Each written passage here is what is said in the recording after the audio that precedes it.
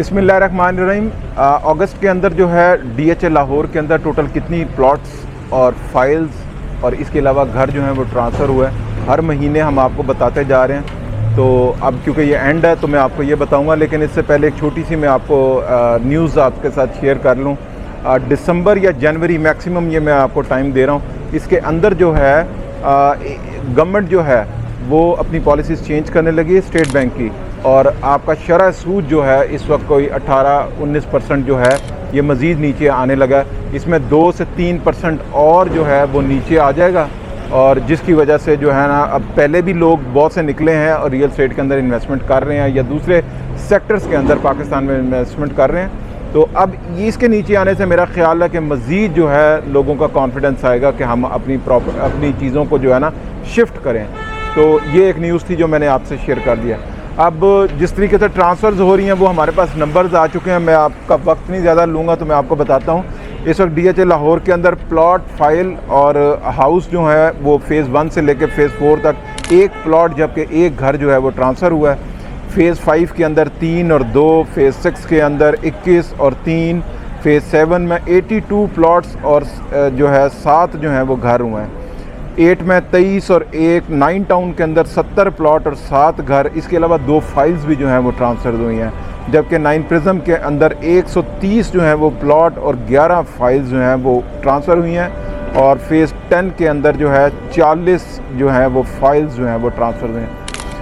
इसमें टोटल की मैं बात करूं तो 53 फाइल्स, 21 जो हैं वो घर ट्रांसफ़र हुए हैं, 330 जो हैं वो प्लॉट्स जो हैं वो ट्रांसफ़र हुए हैं, और इन सारों को अगर कंबाइन करूं अप्रॉक्सीमेटली 40 जो हैं वो प्लॉट 400 जो हैं ये सारी ट्रांजैक्शंस हुई हैं। एक महीने के अंदर 400 ट्रांजैक्शंस हुई हैं। अगर मैं इनको पर डे के ऊपर करूं तो अराउंड को 20 एक प्लॉट की फाइल्स और हाउस जो हैं वो ट्रांसफ़र हुए हैं। इनमें सैटरडे संडे आपको पता है ऑफ होता है, फिर 14 अगस्त की भी एक हॉलीडे आ गई थी, तो इनको माइनस करके 20 दिनों के अंदर 400 जो हैं और 20 जो हैं वो ट्रांसफ़र हुई हैं। पर डे 400 हैं पूरे महीने के अंदर, और ये सेपरेटली मैंने आपको बता दिया। इसमें जो है ना 7 घर ऐसे हैं जो पुराने घर जो हैं वो ट्रांसफ़र हुए हैं 21 में से। तो इसका मतलब है कि लोगों के अंदर बाइंग पावर जो है वो काफ़ी कम हुई है। अच्छा, इसी तरीके से प्रिज्म के अंदर भी मैं आपको बताता चलूँ कि प्रिज्म भी मोस्टली जो है वो 5 मरला और 10 मरला की कैटेगरी के अंदर जो है वो ज़्यादा ट्रांसफ़र हुई हैं बजाय कनाल, और 2 कनाल तो कोई भी ट्रांसफ़र नहीं हुआ, या पेयर की सूरत में भी कोई ट्रांसफ़र नहीं हुई।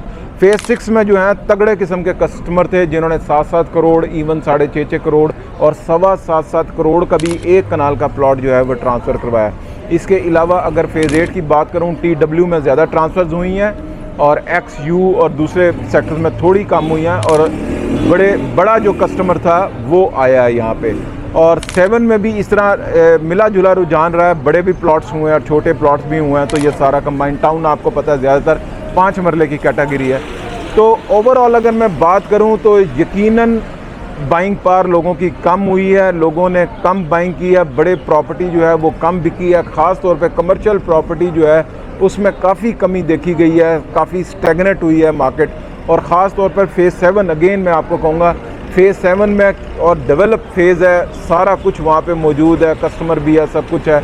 इसके बावजूद पिछले 2 से 3 महीनों में फ़ेज़ 7 के अंदर प्राइसेस जो हैं वो ड्रॉप हुई हैं, जबकि फ़ेज़ 6 स्टैगनेट रहा है। इसी तरीके से फ़ेज़ 8 भी स्टैगनेट रहा है, यहाँ पे प्राइसेस इतनी इंक्रीज़ नहीं हुई। फ़ेज़ 6 में चंद एक पॉकेट्स ऐसी हैं जहाँ पे प्राइसेस जो हैं वो बढ़ी हैं। ख़ास तौर पे K ब्लॉक और L ब्लॉक के अंदर जो है प्राइसेस थोड़ी सी इंक्रीज़ हुई हैं। G, C और इसके अलावा जो है J और B के H ब्लॉक के अंदर प्राइसेस थोड़ी सी अप्रिशिएट की गई हैं। 5 से 10 लाख रुपया, 20 लाख रुपये तक प्राइसेस ऊपर गई हैं, और इन नंबर्स के ऊपर ट्रांजैक्शंस भी हुई हैं। इसका मतलब है कि जिनके पास पैसे ज़्यादा हैं वो तो जो पावरफुल कस्टमर है उसने तो बाइंग की भी है, और ठीक बाइंग हुई है। आपको पता है फ़ेज़ 6 या फ़ेज़ 8 के अंदर वही लोग ज़्यादातर बाय कर रहे हैं जो एंड यूज़र हैं, इनमें जो है इन्वेस्टर टाइप तो नहीं है। और आजकल वैसे भी इन्वेस्टर जो हैं वो काफ़ी कम है, लॉन्ग टर्म इन्वेस्टमेंट के लिए जो है वो लोग बाइंग कर रहे हैं। फ़ेज़ 10 के मुतालिक मैं कहूँगा कॉन्टीन्यूसली इसकी प्राइसेस ड्रॉप कर रही हैं फाइलों के अंदर, कमर्शियल की भी और रेजिडेंशियल की भी।